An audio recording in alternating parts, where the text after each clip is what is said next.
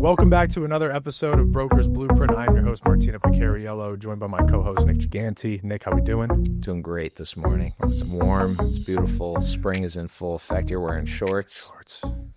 Yeah. Winter was like hanging on for a while. Yeah. Too long. Too long. It was like bleeding into March. Yeah. Bleeding into April. You're like, wait, when is this going to stop? Yeah. And this week, it's like Phillies are full swing, 70 Did degrees. they lost to the Mets yesterday? I was watching it. You a Mets guy or a Yankees guy? I'm a Yanks guy. Yeah. But I like the Phils. Phils are my Good. favorite national team. And we're good. And we're fun to The watch. Yanks are until they meet in the World Series like they did. Was that years ago? 07 or something? No, 07 you guys. 09? 09, yeah. Then we got beat. Got beat. I made the wrong move. I don't know if you remember. The Giants played the Eagles the same day as the Yanks playing the Phils. Back in 09. Back in 09 in South Philly. So they were both playing in South Philly that day. And the Giants game was a 1:00 game. And I am a Giants fan. I know it's very boo in Philadelphia. I catch a lot of black for that. Thank you for Saquon. Yeah, but I made the wrong move of wearing a Yanks hat to that Giants game, and bad move. Did you get to watch the game at all, or were you just being harassed? Dude, I harassed. I almost got into a fight. Some guy tried to take my hat and throw it off I almost got into a fight with somebody. That sounds like Philly. Oh, so Philly. I'm like, why did I do this? It's just go there with nothing on, just like a plain shirt. Just a death wish right there. Just wearing an Eagles. You know. I actually, reverse story, I was in New York at the Garden, and I was wearing a Flyers jersey. It was the first round of the playoffs back when the Flyers were in the playoffs, 2014. Like the Flyers. 10 years ago. Yeah. And I was in the subway, and this one big dude just comes out to me. He's like, fuck Philly. I'm like 16 years old. I'm like, yeah, all right, cool. Right. Calm down. Yeah. You guys, this episode that we're going to dive into isn't about Philly sports, as much as we could probably talk about that for days, or sports in general.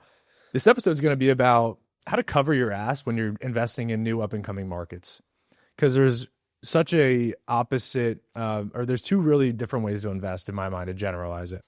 You have like riskier markets, higher returns potentially, and then you have the stable markets where you can kind of park your cash and see appreciation over a consistent, 10, 20 years. For the people that are in the beginning, right, the first group that I mentioned that are going into those markets that are going to be a little bit more risky with their investments, how do you really protect yourself, and how do you mitigate the risks by, doing the right things? And what are those right things? So that's what we're going to dive into today. I think there's a lot of things that most people don't think of when it comes to like covering your ass, especially in Philadelphia, which is like, it's our bread and butter. Like we know the general way to invest, but like when it comes to Philly, so different, right? Yeah, but I think the tactics we could talk about could basically work anywhere. Agreed. Really. Agreed. You know what I mean? Anywhere. Just anywhere, period. Yeah. Especially up and coming, because we've seen Philly. Like you've been in neighborhoods, lived in neighborhoods. I'm currently living in a neighborhood that's up and coming. We've brokered deals in areas that you wouldn't think anyone would ever develop, single family or multifamily housing. Just to jump in, what are some of the key things that you've seen your investors do, or you did personally as an investor, to really just like hedge that risk and know what you're getting yourself into? Yeah. So I would say, all right, say if I'm like literally picking Wichita, Kansas, or some area that's not even Philadelphia. Yeah. I think the things that you're looking for, if I was an investor, is you're looking for not only like price appreciation within like a certain amount of time, right? You're also looking for how much the population has risen in a certain area. In Philadelphia, there are certain areas that like a lot of building permits were pulled, like Point Breeze, like Fishtown, years ago, that you could have actually predicted that area was going to go up due to just the amount of permits being pulled. You know what I mean? How do most people get access to that information? I know in the city, but yeah, we have open data in the city of Philadelphia. Other cities, I'm sure it's public information, so you could find on the Philadelphia Atlas site. I don't have it right off the top of my head. Atlas.phila.gov, something like that. In that order, maybe not, but and you could find, what permits are being pulled, what the zoning applications were for. So you could see like this lot had a zoning permit for a 4-unit building or a single family. So I'd be looking there. But I think the biggest thing, another thing that most people don't take into account is what's the absorption rate of the homes in an area. So like if you see like an area that has a high absorption rate, which means that homes that are hitting the market are selling fast, well, if typically that means that's a high demand area, right? Yep. Now, when I first invested, I was making $40,000 a year as a corporate, employee. The good old days. The good old days. Again, I didn't come from rich means. My budget on my first house was $160,000, and no, it was actually $140,000, and I actually stretched it. So that was the pre-approval. I was pre-approved for more, but I didn't want to spend over $140,000. Fair. Then I found a house in Point Breeze. This is years ago for $170,000. That I did a full seller's assist on 3%, 3.5% down. So I literally bought this house with like $6,000 of cash. You know what I mean? Did you use your commission? And then So then I also got a commission. So my first house I bought for $170,000. I got full 6% seller's assist. And then I also, that was after the 2008 crash. So Obama actually had an $8,000 tax credit that you would get as a refund. So from me buying my first house, I made like 13, 14 grand in hard cash back to me, which, and that, like, I needed all the cash I could get. And that just goes to the closing costs, or you took that cash? Yeah. So like I took that cash. Holy shit. So I put down $5,500 that thankfully I borrowed from my parents. Yeah. A good way to get into it is like use your parents. Yeah. So I borrowed, luckily I had that. So I borrowed that. So again, it was like I didn't have much cash, so I bought the house with, again, $6,000 cash. But then because I was an agent, I made commission, so that was actually cash back in my pocket. And then when I filed my taxes later that year, I got an $8,000 check. That's great. So it was like boom. Now I got a little bit of, you know what I mean?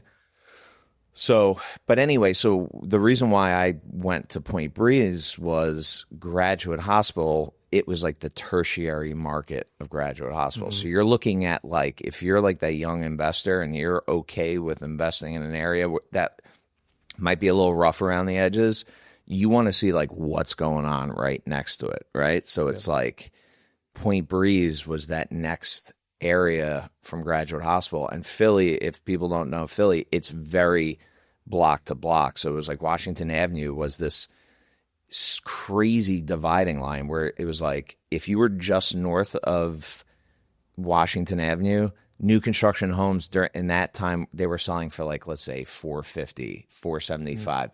You literally crossed Washington Avenue and that same house that you from the roof deck could see those other houses were selling for like $285. You have like, $175,000 spread right there. Anybody would be like, dude, it's coming this way. You know what I mean?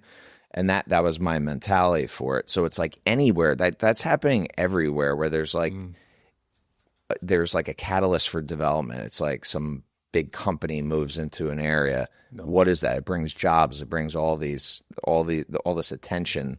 So then it's like, all right, where can I buy along those areas that we're going to see appreciation in the future. Again, real estate's a long game. If you're buying real estate, two things I always say: you should be thinking to hold it for at least 5 years. And another thing is, I talk to a lot of people, and they're like, "Yeah, as long as I make my mortgage, you know what I mean, I'm fine." It's like, you don't want to buy real estate unless you're getting cash flow. You have to be rewarded for the bullshit that you go through as a landlord. And you know what I mean? Negative at the end of that year because shit's going to come up. Shit comes up. Taxes increase. Taxes increase. Maintenance. There's the HVAC system stopped working, or we had a leak, or there's always something. So it's like you need to be making cash flow. If you're not cash flowing, unless you're living there, like a duplex, right, and you're kind of supplementing your income with like another unit, Yeah. And taking a lesser, instead of paying a mortgage of $2,000, you're paying $1,200 because you have this other unit supplementing your mortgage. Exactly. And that's going towards you. Your rent's going bact into your pocket, at least a percentage of it.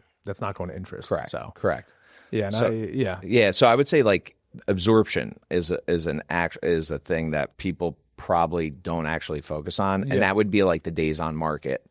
So if it's like days on market's very low in this one particular area, that's a high time area. Then you search right outside the peripheral of that. So you got population, you have permits, and then you have the last key, right? The absorption. Yeah. I think those are three key points that any market could utilize. Like any market. And then also adding in, adding in like what economic news is happening. That like, is there a new company coming in? Yes. Is there a new hospital? Is there something coming in that's going to create jobs and activity?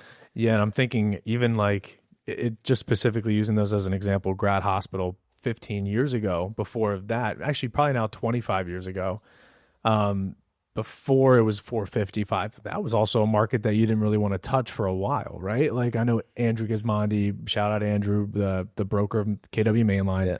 He grew up in that area on 21st and Lombard. Now you go to 21st and Lombard, you can't touch a house there for anything less than 700,000. Yeah. Maybe you pick up a flip for like, 350. Like you pick up the acquisition at 350, 400 typically in those areas, depending on a few factors in the size of the lot, maybe 250 on the low end.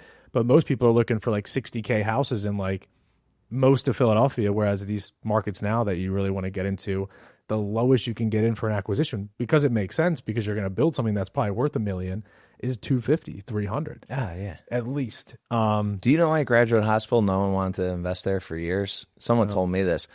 They thought they were going to eminent domain most of those houses. They were going to build I think it was 676 right through the neighborhood.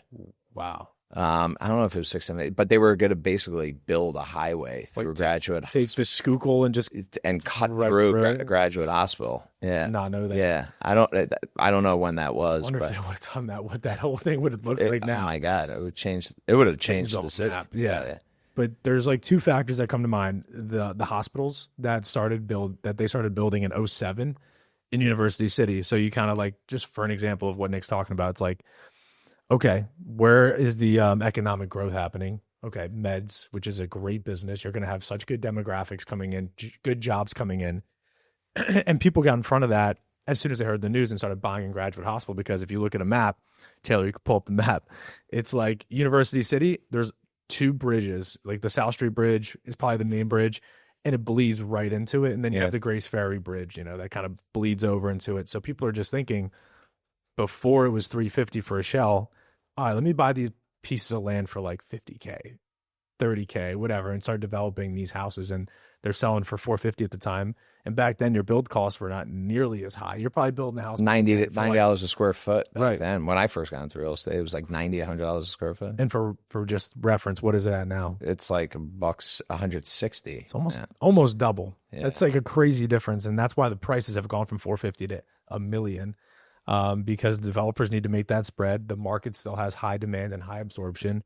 You have a influx of nurses still coming in, doctors still coming in. And I talk to a lot of them because I'm fortunate enough, Amy, my girlfriend, is a nurse at CHOP. So she tells me all the time, we still have this whole new section coming up. We're building a whole new thing in Grace Ferry now. So for me, I'm looking at Point Breeze now, just same as you back in the day. I'm looking at Grace Ferry. And I'm even looking a little south of it, maybe in like West Passyunk. So like I like that western side because it's the western side of Broad, south of Washington, because I still feel like you said the spread, if you will, is just going to keep flowing. It's just I see it. I live in Point Breeze right now. I see so many different people moving in every single summer. It's like it's crazy, man. I didn't see them last year, and they're across the street from us on our block, and like. I asked them what they do. Oh, I'm in tech sales, or I'm in medical device sales. And I'm like, wow, we're getting these types of crowds now, these types of jobs, because they're looking at Grad Hospital saying, I'm not going to spend $1 million when I could spend $450 here. Yeah. That's kind of what your new construction, like small new construction, is going to go for now. So it's spreading. So I like those 3-4 key points. Yeah. Market demographics and population, what economic factors in terms of jobs are driving that area, kind of like what abutting areas have already seen growth that it's going to spread.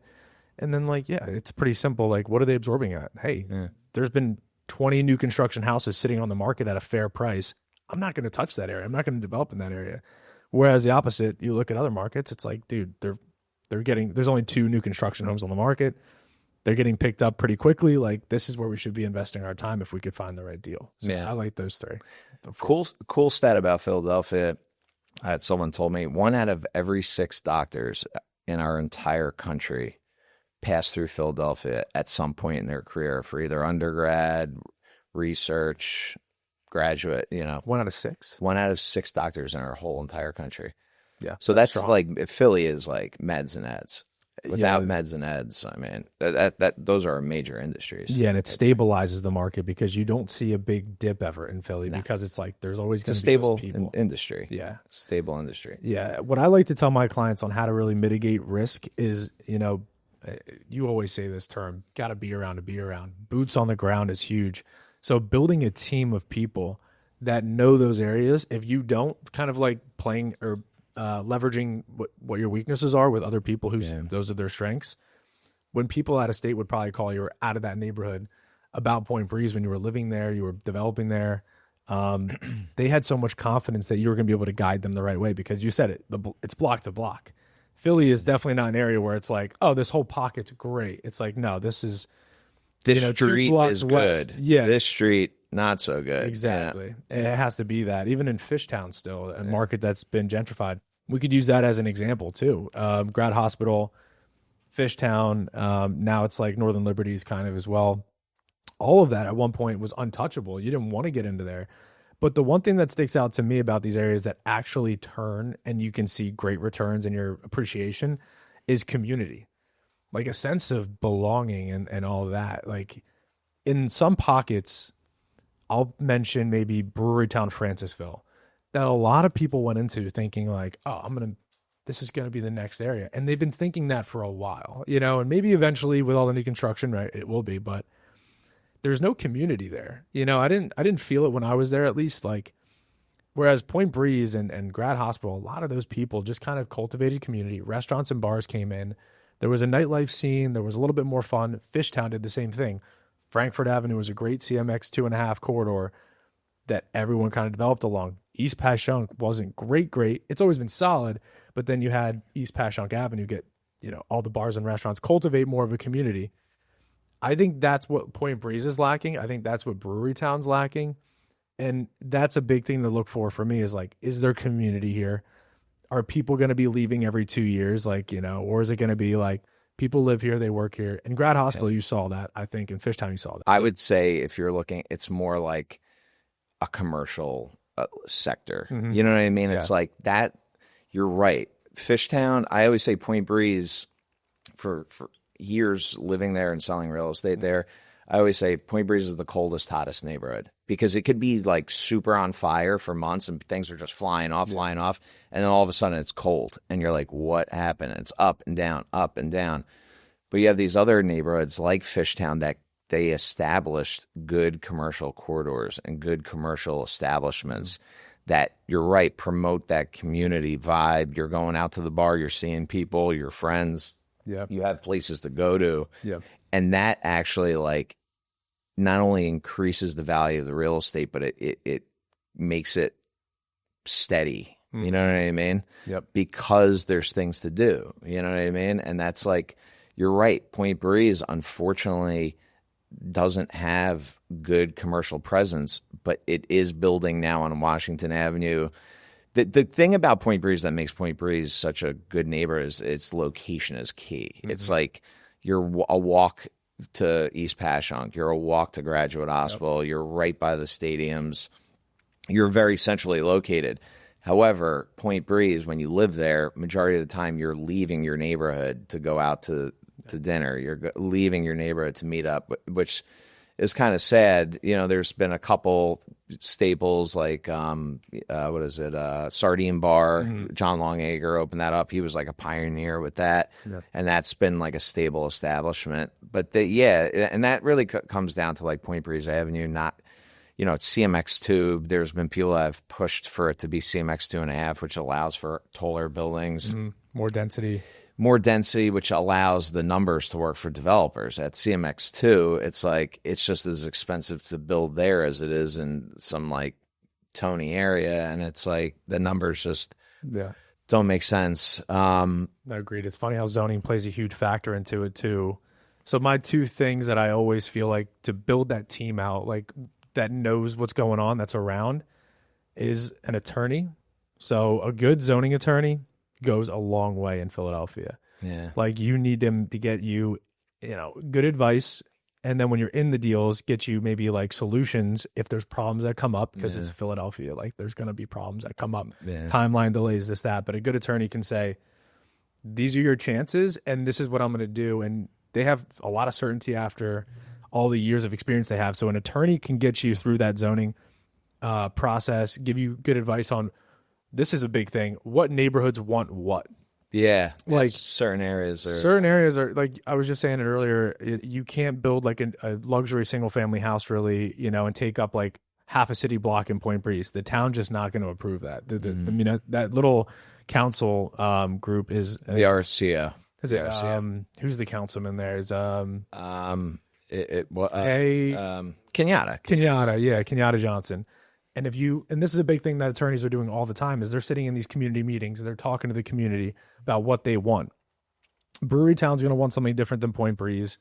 Fairmount's going to want something different than Fishtown. So having someone in that's their expertise, where they know exactly what neighborhoods are going to want what, will help you develop or invest the right asset class, knowing what's going to be allowed there. So that's a huge factor in building your team. And then, obviously a great agent who's familiar with those block to block communities. So you living there, did you feel like you learned a lot just from being literally like in the neighborhood, boots on the ground? It's like, that's not an exaggeration. Like you were there every single day, right, for a while. And that goes back to like, again, if you're investing, like you said, you want to build a team. If you have your eyes on a certain area, like, again, when I was living in Point Breeze and I was doing a bunch of business in Point Breeze, I'll be honest with you, you shouldn't have worked with anybody but me, because I knew everybody. I knew everybody. Exactly. And that goes for like, if I, again, was to invest in Wichita, Kansas, I'm going to find that agent that's like doing a lot of these deals. I'm doing the research. You want to do a lot of research before you buy something. Like Tons. When I first bought my house, I remember I was also nervous as shit. Like I was going there at various times of the day. I was looking to see like what's going on, what else is being built. I scoured the blocks. I made sure like this is the one that I want. Got an inspection.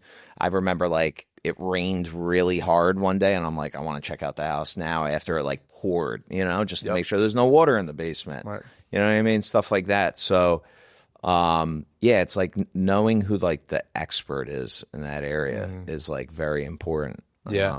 And for the areas that like, I was thinking about this, I'm like, I don't really know much about Fishtown from not living here, right? So let me talk to people who do know Fishtown. And that's the beautiful thing about having a great brokerage network and a great team atmosphere, is if you don't know, we know the person to ask, we know the person to, just pick their brain for 5 minutes on like this block or whatever it is. And the people that we work with are so giving with their time, because they want more good things coming to their neighborhoods too. So it's like, we know what we know, but we know who knows the areas we don't. Yep. And you need brokers like that. There's not many people out there that are having conversations at the rate that we're having. There's not many people going to networking events or community events or going to township meetings or community meetings, I should say. So that is a huge piece. If you're trying to mitigate risk, partner with those people, work with those people. Besides a good zoning attorney and besides a great broker, what's maybe another part of the team that you'd want to have? I think I just thought of one as I'm saying it, like a good contractor developer. Yeah, I was about to say a good contractor is good, because obviously like where you're going to get your deals are going to be like when you're buying like a piece of shit that you're going to basically do the work and like turn it into something and then gain value from it. So having a good, honest contractor it's very tough to find.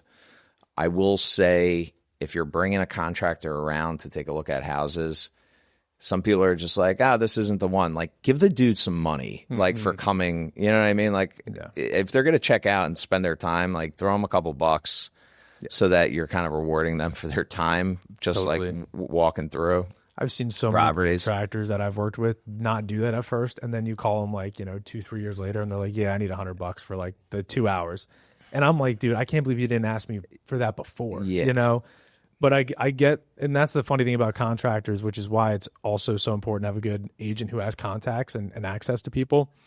Is there's a gap between like the successful, right? They're expensive, their time's limited, and then there's a gap, on the other end where it's people that are just trying to get into it and they're taking any jobs they can at discounted prices. Well, so you go cheap and you get cheap. Exactly. So the key piece of advice to mitigate risk is do not nickel and dime your contractors, right? Don't try to get them down on price too much because you want to incentivize them to walk houses with you, to give you their honest opinion. And when they have that, consideration coming from your end, they're going to give it right back to you in their workmanship. So go cheap, you get cheap, man, especially in Philadelphia. Especially in Philadelphia. That's a good point. Don't nickel and dime them, and then also pay them on time. If they do the work, you pay them fast.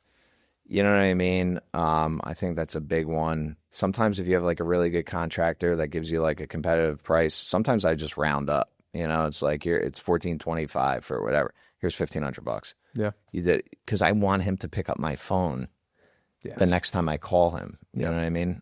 So, contractor, very important. Other than, we talk about Point Breeze and Gray's Ferry. What other area, like, would you say you have your eyes on as like the next area to blow up? Yeah. So I like, obviously Gray's Ferry is attached to it. That's kind of in the same area, but I like Kingsessing. So reasons why, and to all the points that we just mentioned, Kingsessing has obviously University City right there. It's right north. The housing's still very affordable. And then you have public transportation lines that run through it. Yeah. And I've actually talked to a lot of like land buyers, and typically land buyers are people that just buy very shitty properties. They're buying along the public transportation subway lines or the bus routes or the trolley lines, whatever it is in Philly.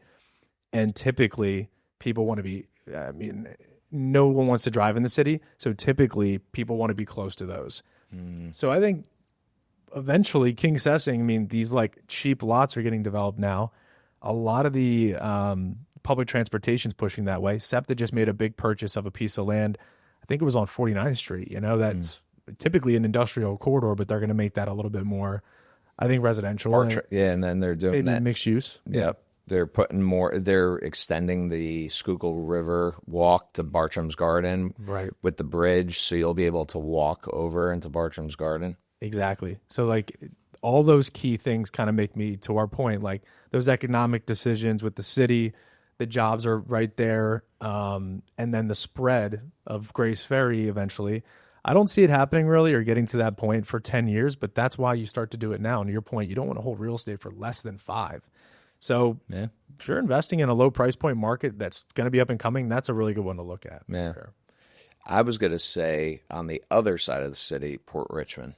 Port Richmond. It's already seen, on the south side of it.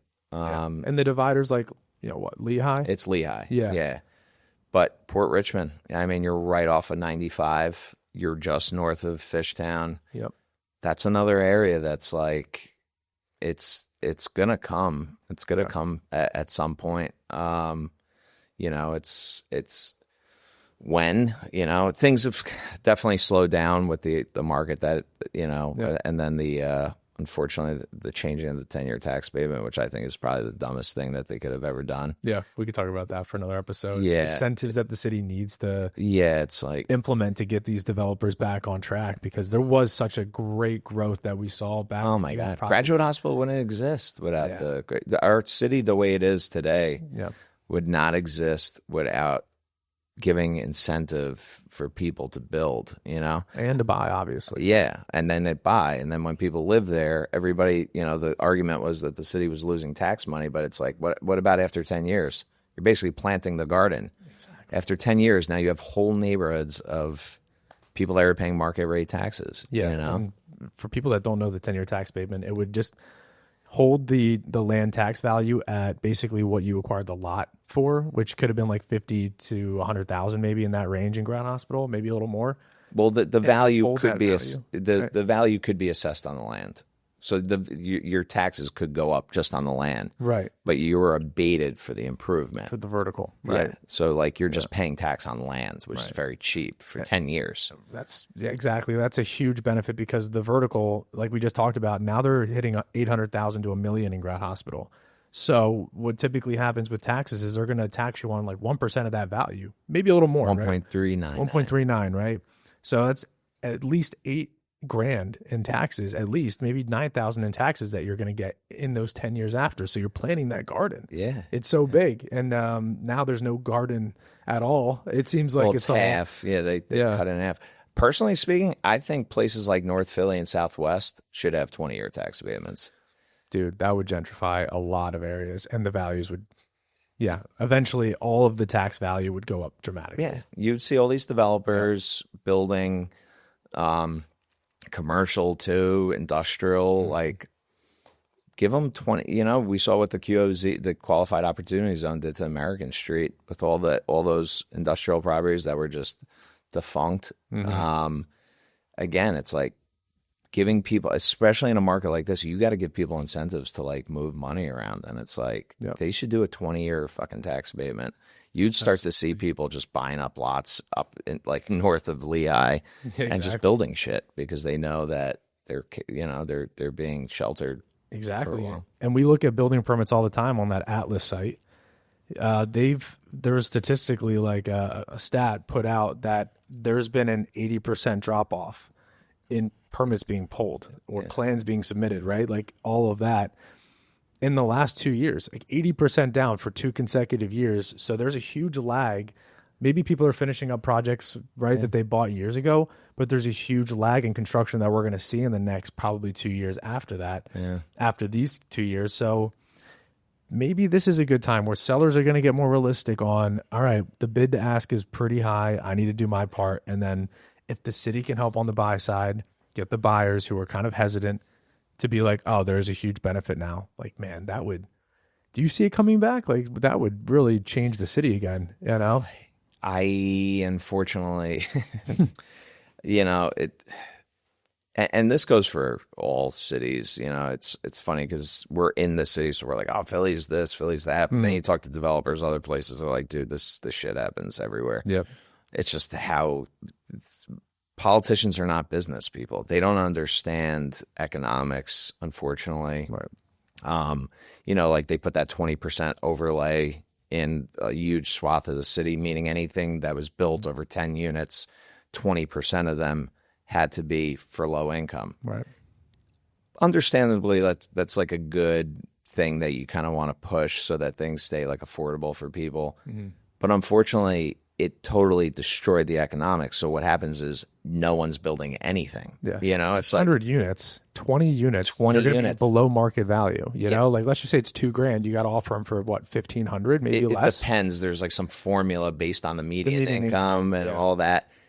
But like, dude, for the life of that project, it's forever. So that's permanent. That new overlay, it's permanent. It's permanent. So if they lift the overlay, I think it's like 75 years or something, which is basically, for most people, it's permanent. But like if you bought it, built it in the overlay time, but then they lift the overlay, it's still on that property that was built in that time. Or if they ever lift the overlay, you'd probably be able to But again, it's like, is that good policy if it totally thwarts people from constructing anything?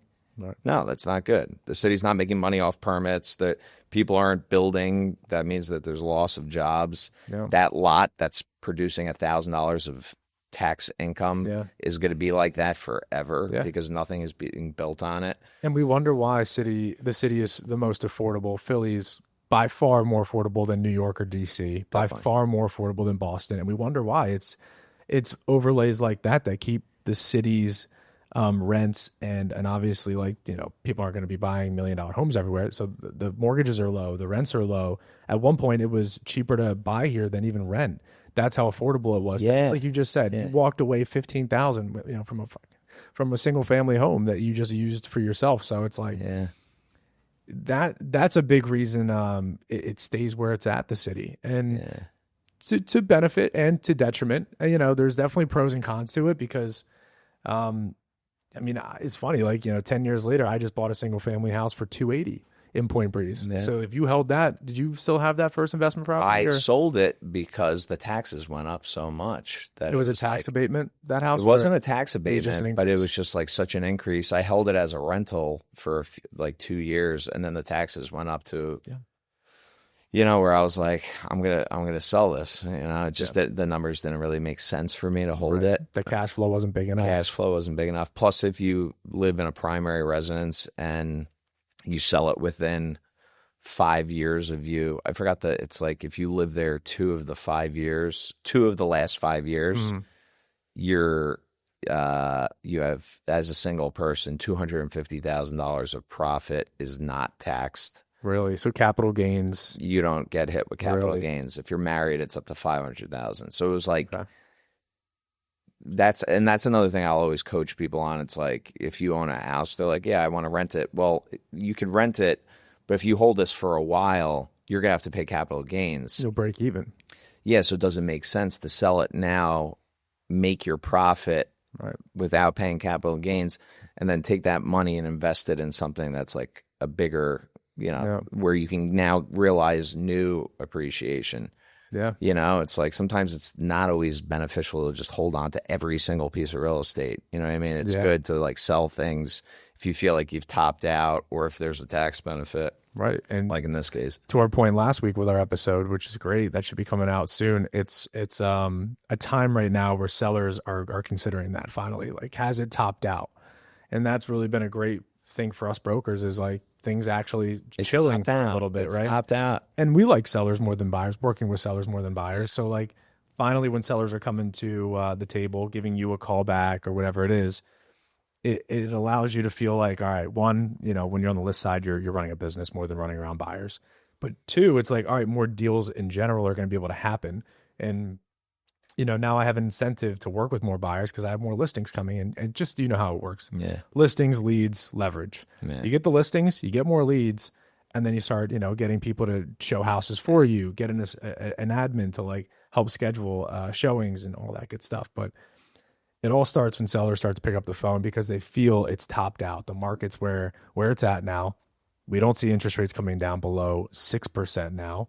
They actually just touched 7. They went above 7 like last week. So there's just all these uncertainty factors like we talked about last week that are finally getting people to the table to close that bid to ask gap. It's great. Yeah. It's awesome. It's not a bad thing. I mean, I think at this point, it's there's one thing to say about this market.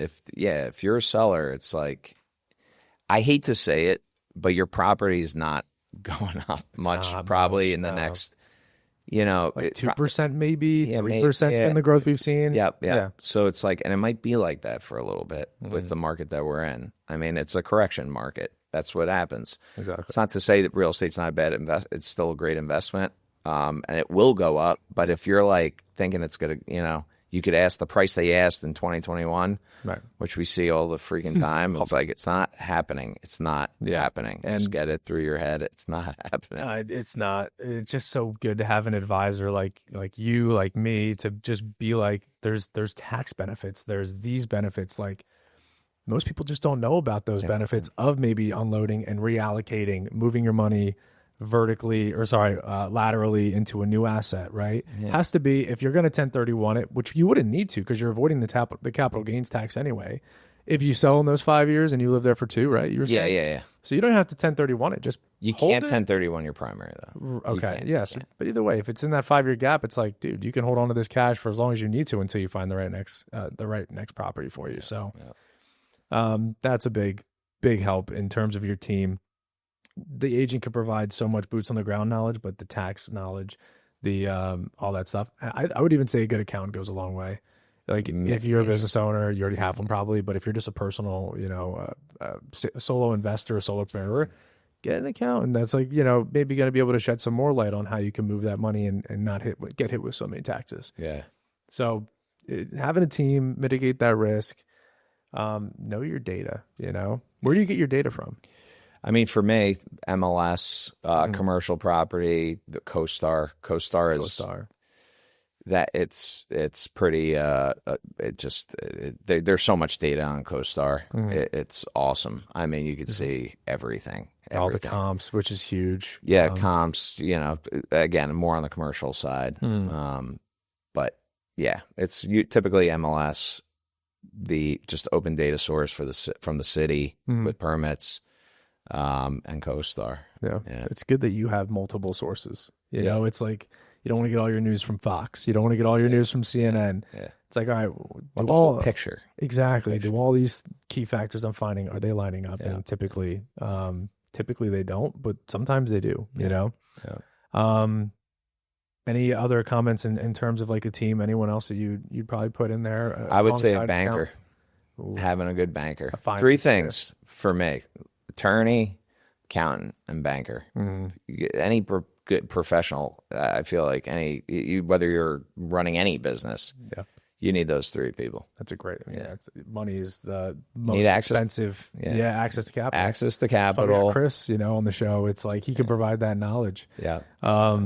And advise people so well in the private credit sector of it, which is a big sector now. I mean, that's why he's the number one lender in the city. Yeah. People trust him. People go to him. They know like he's going to shoot him straight with the terms. He's never going to be like, charging points here, like, if he's not already told you about it, right? So a good quality banker who's not in just for the money, they actually want to grow and scale with you. Yeah. I think is the key thing. Big time. Yeah. One other point that I wanted to make was, in the under contract process, there's some things you can do too, like due diligence. Aside from just like of the property itself, but like you can go under contract. Like let's just say you were going to Kansas, wherever, Wichita, whatever market. In that due diligence, is there anything else you're looking at, or are you just doing all that before you even go under contract? If you know what I mean. Any due diligence? So typically, like some people will try to do all their due diligence out of contract, but like typically, like you want to be in control of a deal. So it's like if you have an out, it's like get it under contract, yes, and then figure out all your stuff during the due diligence. You know what I mean? As long as you're not just like shooting from the hip. You know what I mean? Right. But like if you think it's a good deal, get the thing under contract, lock it up, and then start really digging into the property condition, all that stuff, what things are selling for, just to justify what you're buying it for. And if you need to, renegotiate during the due diligence period, But it's like you want to just be able to be in control of the deal. I can't tell you how many people, they're afraid to sign the contract. So they're like, let me do some research, blah, blah, blah. Okay, I'm ready to go. That property's gone. It's gone. It's gone. You should have locked it up. Yeah. And figured it all out during the DD. And if it didn't look good, or if your spidey senses went up, you could back out and get your deposit back and go to the next one. And that's such a good point. I don't think anyone knows about, any investors know, or every investor I feel like knows this, but like first-time buyers, first-time investors, you're thinking maybe it's risky to go under contract, when in reality, if you have the right terms on that contract, you have a renegotiation period at the end of your due diligence. It's called either a reply to inspection for single family, or you just go back to the table, basically a reply to inspection on a commercial deal. Yeah. And you can go from a warehouse to a single family 2-bedroom, right? You have that right to renegotiate. Have someone put those terms in for you before you sign. Don't really, to mitigate risk at least, don't go in with, no contingencies at a really steal price, because sometimes pay a little bit more on the price, but know you are mitigating your risk, and pay a little money during the due diligence, the $500 for the inspection. If it's a big warehouse, pay the $2,000 for the land surveys and all that. So the last thing you want to do is just get a deal that you think's a deal, and then something comes up and your ass is not covered. Yeah, it's a big thing most people really need to hear. Definitely. Yeah. But I think that really covers it all. Good talk. Good talk. Always a good talk. Yeah. I think we'll keep on the trends of obviously supplying information and value to anyone looking to get into this market, because like we said, we're going to see a lot of growth in Philadelphia with all the economic factors that we see, all the development plays. And that goes for commercial too. Dude. Yeah. A lot of the warehouses, I mean, they're selling these 30,000, 50,000 square foot warehouses are flipping quicker. That's actually probably the number one a commodity right now in real estate. Right. Yeah. I don't know if that's just fueled by the tariffs kind of bringing back manufacturing already, but it's like, or people knowing it was going to happen, because we saw that 2 years ago. Yeah, 3 years ago. COVID really pushed that. Right. It's logistics. We're becoming more of like a, an at-home type society where everything is shipped to us. So where's all this stuff being stored? You know what I mean? Right. But then, of course, now the tariffs are just going to fuel that more. If we start even bringing back 10% of our manufacturing, 15%, right? It's just like it's going to be. And it brings the jobs back eventually, and the jobs come back. Those like Port Richmond, I was just thinking, has all those warehouses, and like that's why another factor why I think you're absolutely right that could be another area that if you pick up some really cheap properties, like, man, you hold for 10 years, you'd be very surprised what that neighborhood turns into. Call Jack Delaney for any more information. Jack Delaney, King of Port Richmond. Yeah. So, yeah. But obviously, if you guys have any questions at all, reach out to us. More than happy to help. That's what we're here for. So that's it. Just get DM deals. Us. Yeah, DM us. We're here to get deals done. So absolutely. Yeah. Well, thank you for tuning in for another episode, guys. We'll see you next week.